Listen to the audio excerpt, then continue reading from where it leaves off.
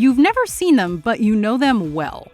Welcome to WatchMojo, and today we're counting down our picks for the top 20 characters who never reveal their face. For this list, we're looking at individuals from our favorite movies and TV shows who we never entirely see, but who are discussed or heard enough that they're a character in their own right.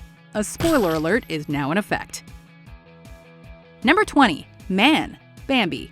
Oftentimes with unseen characters, their impact on the overall story can be minimal. The same cannot be said for the man from Bambi. Faster! Faster, Bambi! Don't look back! Keep running! This ruthless hunter is responsible for most of the pain and suffering Bambi experiences, including the death of his mother. We made it, Mother! Mother! Reckless, violent, and cruel, Man seems to be on a mission not just to hunt, but also to provoke fear and misery among the creatures he pursues. Your mother can't be with you anymore. Serving as a symbol for human impact on the animal world, there's a reason Man is undoubtedly one of the greatest Disney villains ever, despite never being shown on screen. Number 19. Dr. Claw, Inspector Gadget. You know what must be done. We've never seen more than his arm and his ornately gloved hand stroking his pet cat, but we can always recognize his gravelly voice. Gadget, I've got you now. Inspector Gadget's nemesis, the criminal mastermind Dr. Claw of the notorious MAD organization, is one villainous foe.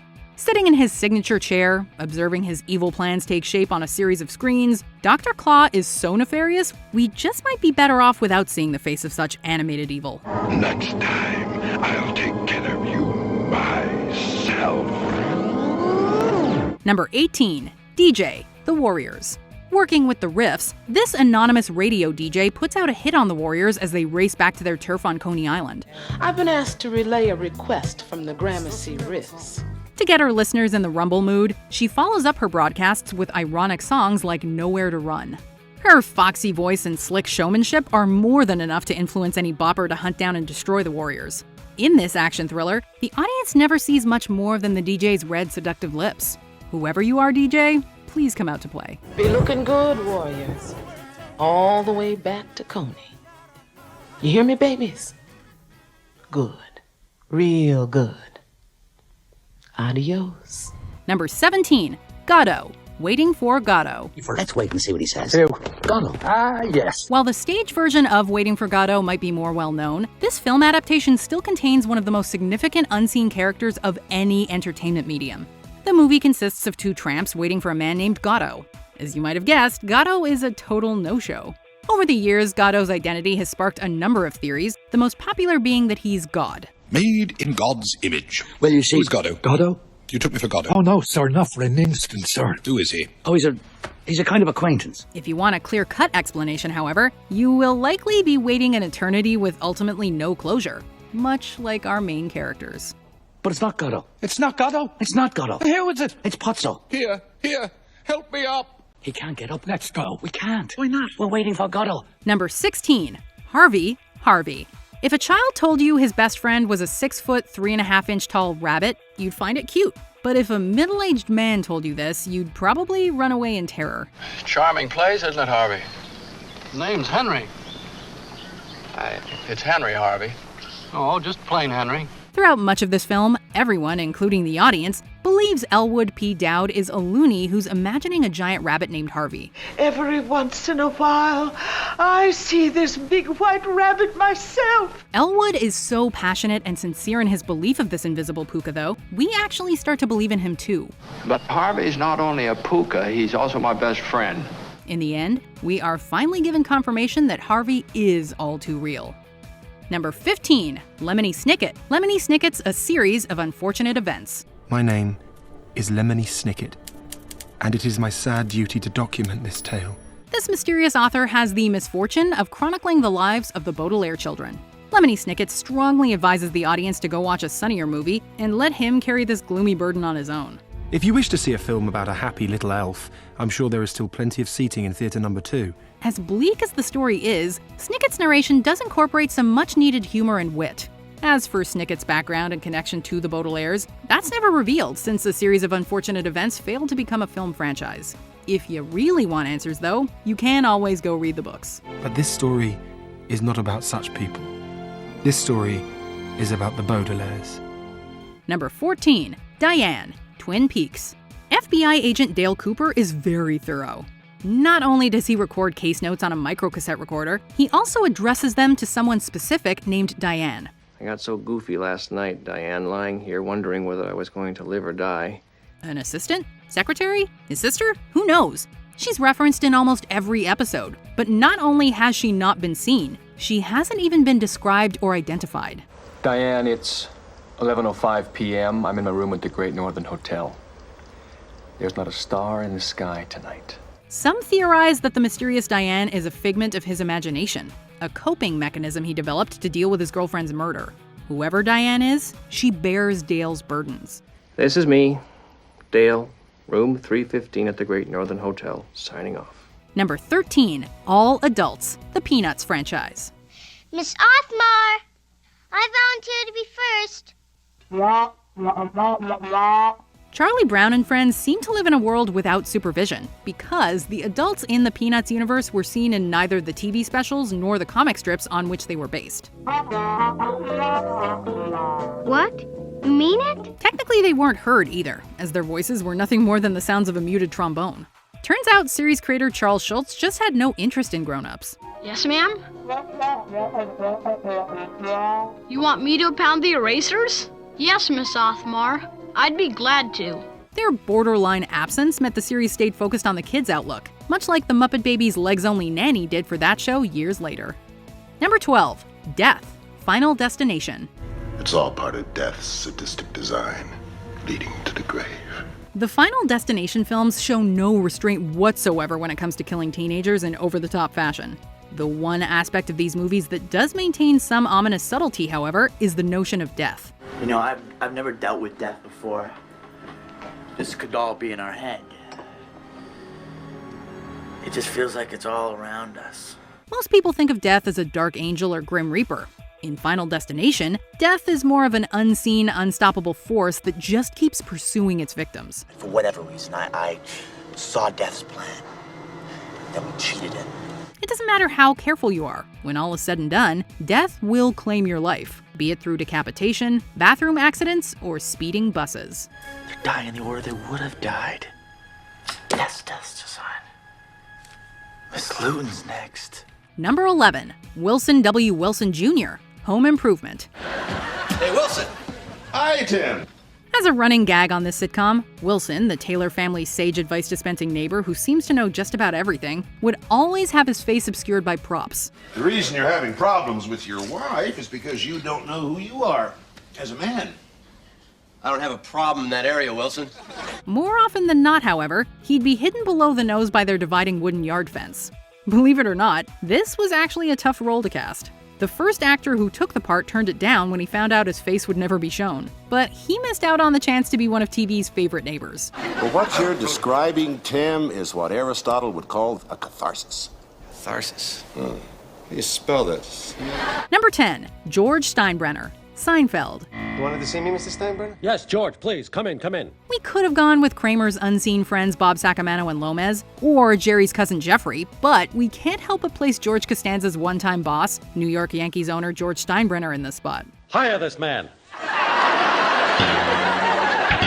The late real-life owner of the New York Yankees was parodied and voiced by series co-creator Larry David after the actual man refused a cameo appearance on the show. As a chatty, animated, fiery, and feared sports franchise owner, he doesn't need more than the back of his head to show us the strength of his character. All right, let's see, what do I have today? Oh, darn it, it's ham and cheese again. And she forgot the fancy mustard. I told her I like that fancy mustard. You know, you can put that fancy mustard on the shoe and it would taste pretty good to me. Number 9, Soviet Premier Dmitry Kisov, Dr. Strangelove. Hello? Hello, Dmitri.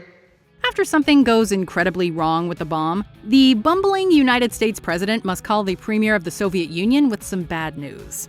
The conversation starts off fairly casual as the president asks Dmitri to turn down his music. Now then, Dmitri, you know how we've always talked about the possibility of something going wrong with the bomb. The bomb, Dmitri. Like an uncomfortable teenager trying to tell his parents he crashed the car, the president eventually works up to the impending nuclear strike. One can only imagine the expression on Dimitri's face as the president breaks the news over the phone. At least it was a friendly call. I am as sorry as you are, Dimitri. Don't say that you're more sorry than I am, because I'm capable of being just as sorry as you are. So we're both sorry, all right? All right. Number 8. Vera Peterson, Cheers. Norm Peterson is a man who knows everyone, and everyone knows him. Where's Vera? She's gonna put on a little more makeup. That first coat didn't really take, you know? So, it's ironic that his wife is a woman whose face we never see. But just because she's unseen doesn't mean she's unmentioned. We endured over a decade of jokes at Vera's expense, and Norm often characterized her as an annoying battle axe of a woman. 8 years I've been going to that old bat's house. I think Vera owes me one, all right? Hey. However, even though he was fairly mean to her behind her back, Norm was devoted to Vera, who, when she was portrayed on the show, was depicted by Norm actor George Wendt's own real-life wife. Hey, you guys, come on, Vera, come on in and meet all the guys. Oh, this is great. We finally get to meet Vera. Sam, think fast.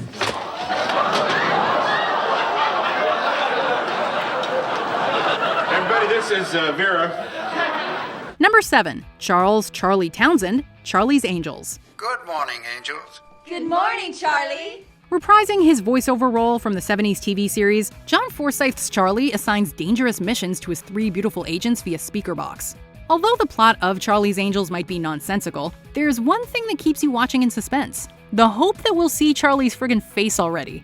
In the film's climax, it looks like Charlie just might come face to face with the angels as part of his body is shown. Guys, we're finally gonna meet Charlie.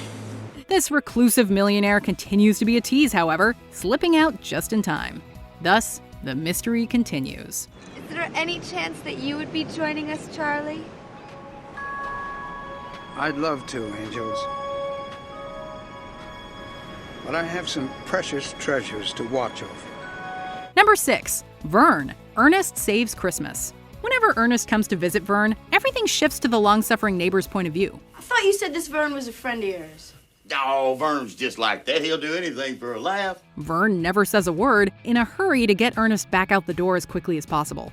Initially starring with Ernest in a series of commercials, Vern returns in Ernest Saves Christmas, as our well-meaning title character delivers an unwanted tree. Vern, it ain't like the cab company can't afford to give somebody a free ride every now and then. This results in Vern's knickknacks being destroyed, his wires being torn out of the wall, and his chandelier collapsing. Whoever Vern is, he must have the patience of a saint. I know what we need, Vern. Bolt cutters. Number 5. Ugly Naked Guy, Friends. Oh, that is so unfortunate. What? The cute naked guy's really starting to put on weight. What we know about Ugly Naked Guy: he lives across from Monica and Rachel's apartment, he plays the cello, sleeps in a hammock, and once killed his cat by sitting on it because he's morbidly obese. The Friends gang even tried to poke him from across the street once when his nap looked a little too deep. He's alive! He's alive! But Ugly Naked Guy represents that big city exhibitionist we've all encountered, and he's just another relatable part of this show. Number 4. The Blair Witch, The Blair Witch Project. This is my home. Okay. Wow. Which I am leaving the comforts of for the weekend to explore the Blair Witch. In an age where horror movies were becoming progressively more graphic, The Blair Witch Project reminded us that sometimes it's what you don't see that's most effective. Oh, have you heard of the Blair Witch? Oh yeah, that's an old story. The deeper 3 film students lose themselves in the woods while searching for the Blair Witch, the deeper they spiral into insanity as an unseen entity allegedly hunts them. What's fascinating about this approach is that it's never made clear if the witch was real or if the filmmakers were just bonkers. In any case, the aftermath left everyone in the audience speechless. I love you, Mom. Dad. I'm so sorry. Number 3. Maris Crane, Frasier.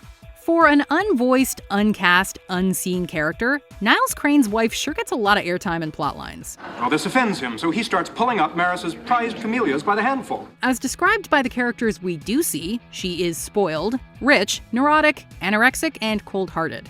Her rocky relationship with Niles suffers cheating, a 2-year separation, and a divorce. I thought you liked my Maris. I do. I like her from a distance. You know, the way you like the sun. She's even tried for the murder of her new boyfriend, after which she escapes to a private island retreat. But what secures her spot on this list is how well her character is fleshed out by the descriptions and reactions of the Frasier cast. Oh, I have no reason to be unhappy. I have my health. I have a wonderful home, beautiful wife. Did your eyebrow just move? I don't think so. Number 2, Rosemary's Baby. Rosemary's Baby. We have to make a baby. From the initial conception, it's obvious that something is seriously wrong with the fetus growing inside Rosemary. As the mother gazes into her newborn's crib, her neighbors confirm our greatest fear. All this time, Rosemary has been carrying the spawn of Satan. What have you done to him, you maniac? Satan is his father, not Guy. While we never see the demented offspring, Rosemary's reaction to his eyes is more than enough to send a chill up anyone's spine. What have you done to it? What have you done to its eyes? Maternal instincts kick in, however, and Rosemary decides to raise the unseen baby who will bring on a grim future we'll fortunately never see either. Well, I'd rather not see Rosemary's Baby, all things considered, but that is not the case for all of these characters. So, let's not take a look at a few honorable mentions, and then we'll reveal our top unrevealed character. Enid Kelso, Scrubs. Dr. Reed, I need to get Enid a birthday present. Oh, when's her birthday? I think it was last week. Well, a scarf is always nice. It's perfect. It's simple, it's elegant, and it'll hide her turkey neck. Bill Brasky, Saturday Night Live. Hey, do any of you know a salesman by the name of Bill Brasky? I know Bill Brasky, best damn salesman in the business. Corbin Dallas's mother, The Fifth Element. Hello. Corbin, sweetheart. You got broken fingers, you can't punch my number? Hi, Mom. 17 messages. The Gooch, Different Strokes. On account of the gooch. The gooch? Is that bully picking on you again? I thought he was your friend now.